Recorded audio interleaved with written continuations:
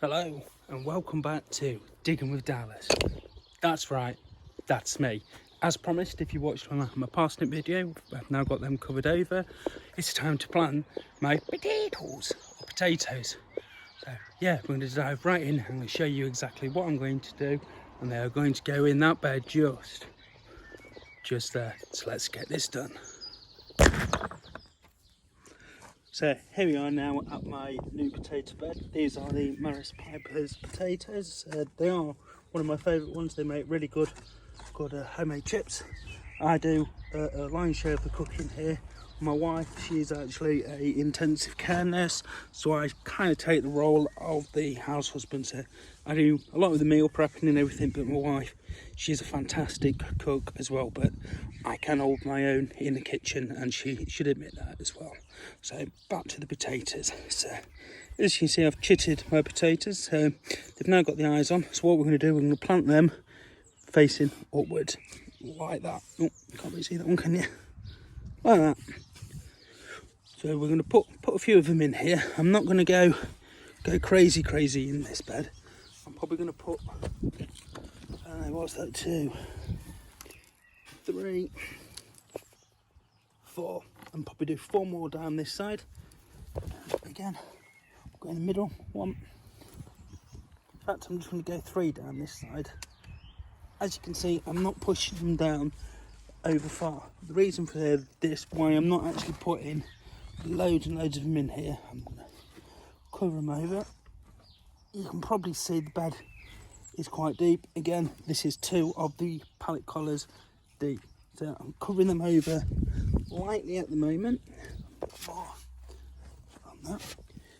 And a teeny bit more. And what I will do is when the flowers start coming up, you'll get a green stem that starts coming up.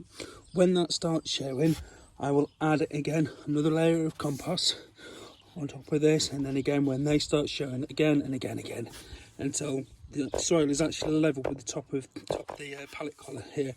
The reason for that is just going to give a better harvest. It's going to let them spread and it's going to let them grow, so I get a lot more potatoes out of it rather than just letting go crazy at the moment.